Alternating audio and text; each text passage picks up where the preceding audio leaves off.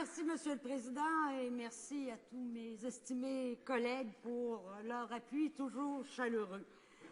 Monsieur le Président, il y a près d'1 million de Canadiens et de Canadiennes qui font appel aux banques alimentaires chaque mois. Les écoles dans les réserves amérindiennes sont sous-financées. On traque les bénéficiaires de l'assurance-emploi comme s'ils étaient des criminels. On se retire d'outils internationaux comme la Convention sur la désertification sous prétexte de sauver 150 000 $ par année. Et pendant ce temps-là, on ne sait pas trop où sont passés 3,1 milliards de dollars. Et les gens d'en face nous disent « faut pas trop s'en faire, c'est pas grave ». Je suis désolée, Monsieur le Président, mais c'est grave, et c'est même très grave. Les gens d'en face nous disent que le vérificateur général a dit que rien ne prouvait que les fonds avaient été mal utilisés. Ce qu'ils n'ont pas l'air de comprendre, et ce qui est le gros problème, c'est qu'ils oublient de dire, c'est que rien ne prouve non plus que les fonds ont été bien utilisés. Voyons ce qu'en dit le secrétariat du programme qui a collaboré et le bureau du vérificateur général. Ils ont recensé plusieurs scénarios possibles. On nous dit, les fonds sont peut-être, j'insiste sur le mot, sont peut-être devenus périmés à la fin de l'exercice pour lequel ils ont été accordés. Les fonds ont peut-être été consentis à diverses activités de sécurité publique et d'antiterrorisme et imputés aux dépenses de programmes courantes. Les fonds ont peut-être été reportés et dépensés pour des programmes non liés à l'initiative.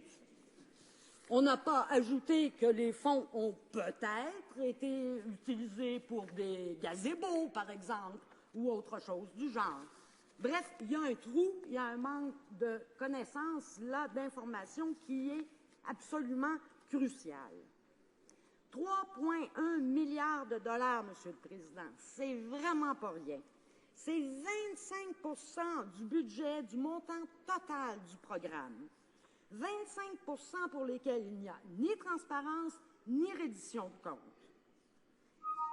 Et pendant ce temps-là, les conservateurs instaurent des lois inefficaces et inutiles qui portent atteinte à nos libertés civiles, alors qu'ils ne sont même pas capables d'expliquer clairement comment et pour quel programme ces 3,1 milliards ont été utilisés. Monsieur le Président, je pense sincèrement que les conservateurs devraient commettre un petit peu de comptabilité et un petit peu de reddition de comptes. Ça nous changerait. Et c'est pas tout. Comme si ce n'était pas suffisant, même pour les sommes dont le vérificateur général a pu retrouver la trace, il y a des problèmes. Voici les conclusions qu'il a tirées en regardant ce qui a été financé dans le cadre du programme de sécurité publique et de lutte antiterroriste et en comparant ce qui a été financé avec les objectifs du programme. Et je cite, Monsieur le Président. Ces objectifs étaient formulés en termes généraux et nous avons constaté que la description des activités proposées par les ministères et organismes pour atteindre ces objectifs était tout aussi générale. Les ministères et organismes ont dépensé des fonds pour les services d'un spécialiste en sécurité afin de conseiller un pays hôte sur des questions de sécurité liées à l'organisation d'une manifestation sportive. Et néanmoins, les activités ont été considérées comme répondant aux objectifs de l'initiative. Fin de la citation, Monsieur le Président. Ça vous semble bien épouvantable, peut-être, Monsieur le Président? Moi, en tout cas, ça me semble certainement très épouvantable. Mais le pire, c'est que ça ne s'arrête pas là. Voyant qu'ils avaient des difficultés à comptabiliser et rendre des comptes des dépenses effectuées, quelle est la solution brillante que le gouvernement a trouvée? Je vous le donne en plein mille, Monsieur le Président. La solution brillante a été d'arrêter de comptabiliser et d'arrêter de rendre des comptes. Il s'agissait d'y penser, c'est simple. Et peut-être que cette attitude-là explique pourquoi, il y a quelques minutes, quand ma collègue de Edmonton Strathcona a dit que le rôle de l'opposition était de demander au gouvernement de rendre des comptes, le ministre du Patrimoine l'a regardé avec mépris et arrogance en disant « Essayez voir ». Monsieur le Président, je crois que les Canadiens devraient être profondément préoccupés par ce type d'attitude. Ceci dit, cette idée de « on n'arrive pas à comptabiliser, on n'arrive pas à rendre des comptes comme du monde, alors on va simplement arrêter de le faire », c'est vraiment pas une façon de faire les choses. Et c'est pas ce que nous ferions, nous, Monsieur le Président, et ce n'est pas ce que les Canadiens veulent. Ce que les Canadiens veulent, Monsieur le Président, et on l'a vu dans les derniers jours et les dernières semaines, ce que les Canadiens veulent, ils veulent savoir.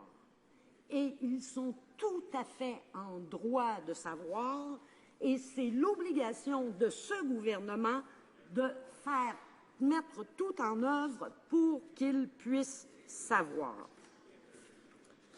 Monsieur le Président, pour que les Canadiens puissent avoir l'information, il est important que le vérificateur général obtienne les documents nécessaires pour rendre compte correctement des fonds publics de 3,1 milliards de dollars disparus. Parmi ces documents, mentionnons, premièrement, tous les rapports annuels sur la sécurité publique et l'antiterrorisme soumis au secrétariat du Conseil du Trésor. Toutes les présentations au Conseil du Trésor établies dans le cadre de l'initiative. Toutes les évaluations ministérielles de l'initiative. La base de données organisationnelle du Conseil du Trésor établie aux fins de la surveillance du financement. Monsieur le Président, les néo-démocrates exigent que ces documents soient déposés d'ici le 17 juin 2013, et ce, dans les 2 langues officielles, bien évidemment. Ce que nous voulons, Monsieur le Président, c'est que le vérificateur général ait non seulement tous les documents, mais également toutes les ressources nécessaires pour effectuer une vérification juricomptable approfondie jusqu'à ce que les 3,1 milliards de dollars disparus soient trouvés et justifiés.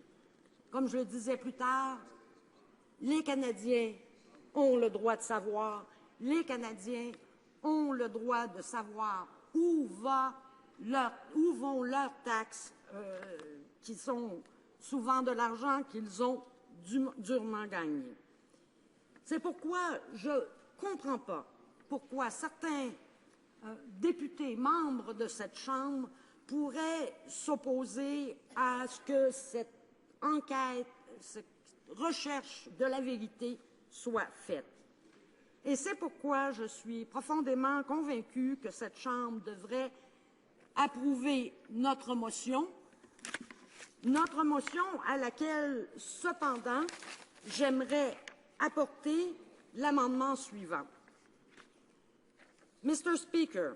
Monsieur le Président, je propose, appuyé par le député de Thunder Bay Rainy River, que la motion soit modifiée par adjonction de ce qui suit